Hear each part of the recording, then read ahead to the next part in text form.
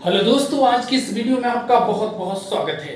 दोस्तों, आज figures of speech में आज ऐसे फिगर्स ऑफ स्पीच लेके आया हूं जो कि एग्जाम के पॉइंट ऑफ व्यू से आपके लिए काफी इंपॉर्टेंस रखते हैं। तो चलिए दोस्तों, फिगर्स ऑफ स्पीच की बात करते हैं। इसके पहले मैंने आपको बताया कि फिगर्स ऑफ स्पीच जनरली तौर पे पोएट्री में यूज किए जाते हैं और ये फिगर्स ऑफ स्पीच जो हमारे भाव हैं, एक्सप्रेशन है हमारे, उनको हम क्या कर सकते हैं, उन भावों को एक इंप्रेसिव तरीके से एक्सप्रेस करते हैं फिगर्स ऑफ स्पीच के माध्यम से। तो चलिए, आज तीन ऐसे फिगर्स ऑफ स्पीच है जिसमें पहला है अपॉस्ट्रोफी, दूसरा हाइपरबोल, तीसरा ऑक्सीमोरन। ये तीन ऐसे फिगर्स ऑफ स्पीच हैं जिनका इस वीडियो में मैं डिस्कशन करूंगा, तो पूरा वीडियो आप ध्यान से देखिए। चलिए दोस्तों, बात करते हैं पहला अपॉस्ट्रोफी। अपॉस्ट्रोफी मतलब क्या होता है, जिसमें हम संबोधित करते हैं। और किसे संबोधित करते हैं? एड्रेस करते हैं, संबोधित करते हैं किसको? लाइफलेस ऑब्जेक्ट को, जिनमें जीवन नहीं है, जो लाइफलेस ऑब्जेक्ट हैं, उनको हम क्या करते हैं? बुलाते हैं, पुकारते हैं, एड्रेस करते हैं, संबोधन करते हैं। और किसको? एन ऑब्स्ट्रैक्ट आइडियाज, यानी जो ऑब्स्ट्रैक्ट आइडियाज हैं उनको हम एड्रेस करते हैं, लाइफलेस ऑब्जेक्ट को एड्रेस करते हैं, बुलाते हैं।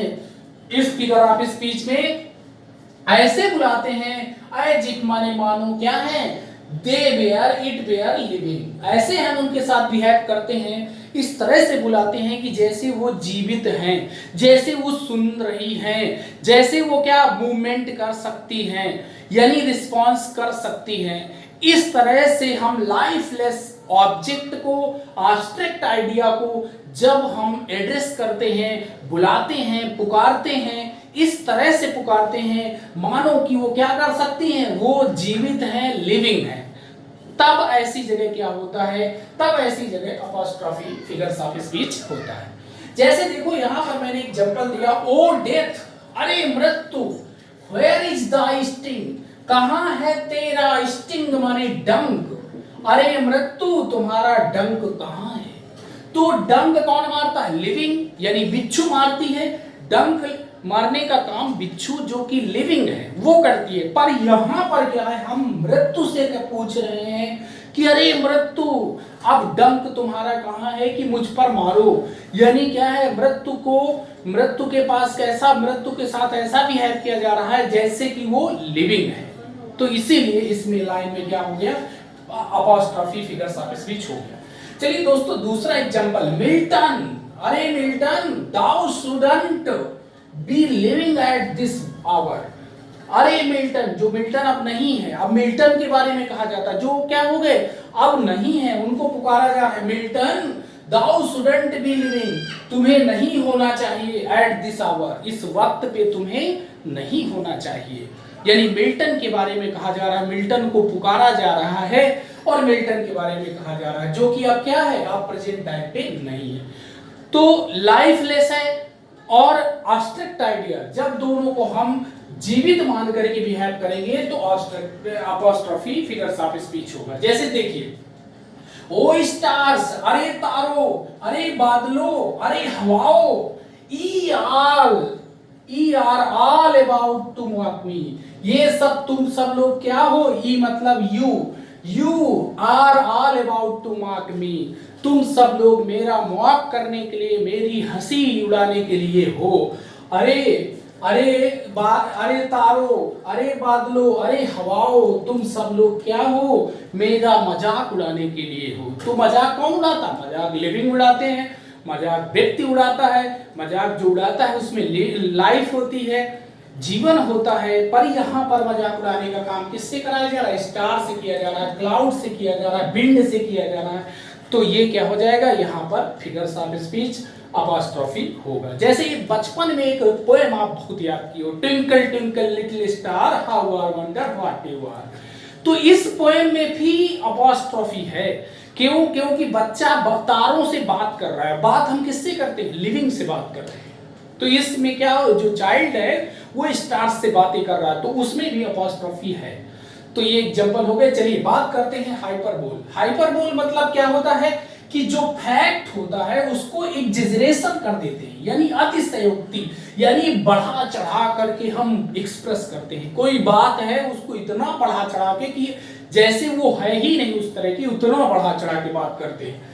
तो ये हो जाता है हाइपरबोल, यानी अतिशयोक्ति होती है इसमें। To make a fact exaggeration, fact को हम क्या करते हैं, एग्जेजरेट कर देते हैं, यानी उसे बढ़ा चढ़ा कर एक्सप्रेस करते हैं। जैसे देखो, all the perfumes of Arabia, यानी पूरे अरब का जितना भी परफ्यूम है, विल नॉट स्वीटन, नहीं महका सकता, दिस लिटिल हैंड्स, ये छोटे से हाथ को पूरे अरब का जो परफ्यूम है इसको महका नहीं सकता है। ये दोस्तों उस समय की बात है जब मैकबेथ डंकन का मर्डर कर देता है और फिर अपने हाथों को देखता है। जब हाथों को देखता है तो वो देखता है कि मैंने बहुत बड़ा पाप कर दिया और बहुत मेरे जो हाथ हैं गंदे हो चुके हैं, और इसीलिए वो कहता है कि all the perfumes of Arabia will not Sutton this little hand, इस छोटे से हाथ को पूरे अरब का जो परफ्यूम है वो महका नहीं सकता।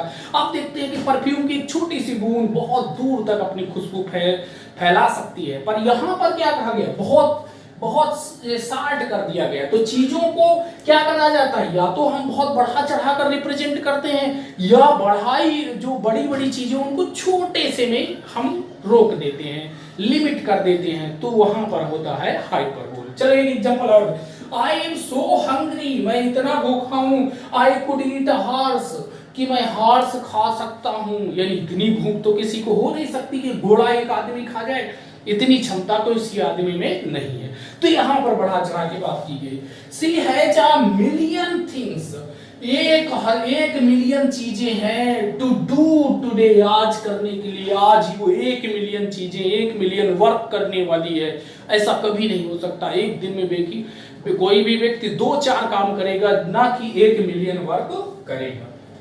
चलिए ऑक्सीमोरन की बात करें दोस्तों, तो ऑक्सीमोरन मतलब होता है विरोध, जहां पर एक ही व्यक्ति की, एक ही वस्तु की विभिन्न, जो एक ही व्यक्ति की 2 विरोधी बातें की जाती है। जैसे एक ही व्यक्ति क्या, सेम थिंग, एक ही चीज की कंट्राडिक्टरी क्वालिटी का, 2 कंट्राडिक्टरी क्वालिटी का को एक्सप्रेस किया जाता है, यानी चीज एक ही है लेकिन जो क्वालिटी है वो कंट्राडिक्टरी क्वालिटी को एक्सप्रेस करते हैं, तो वहां होता है दोस्तों ऑक्सीमोरन, यानी विरोध होता है। अब जैसे एग्जांपल से आप समझोगे, हिज ऑनर इज रूटेड, उसका जो सम्मान है स्थित है कहां, इन डिसऑनर, बेइज्जती में, डिसऑनर में ही उसका सम्मान है, बेइज्जती में ही सम्मान है। तो बेइज्जती में किसी का सम्मान, तो डिसऑनर में ऑनर कैसे हो सकता है। तो यहां पर यही चीज कही गई कि विरोध किया जा रहा है। दूसरा example, Rahul is a wisest fool. अब देखो वाइज व्यक्ति फूल नहीं हो सकता, पर यहां क्या कह रहा है, यहां कह रहा है कि बहुत बुद्धिमान मूर्ख है, मूर्ख है लेकिन वो बहुत बुद्धिमान मूर्ख है, बुद्धिमान भी है और मूर्ख भी है, तो विरोधी क्वालिटी हो गई, अपोजिट या कंट्राडिक्टरी क्वालिटीज हो गई।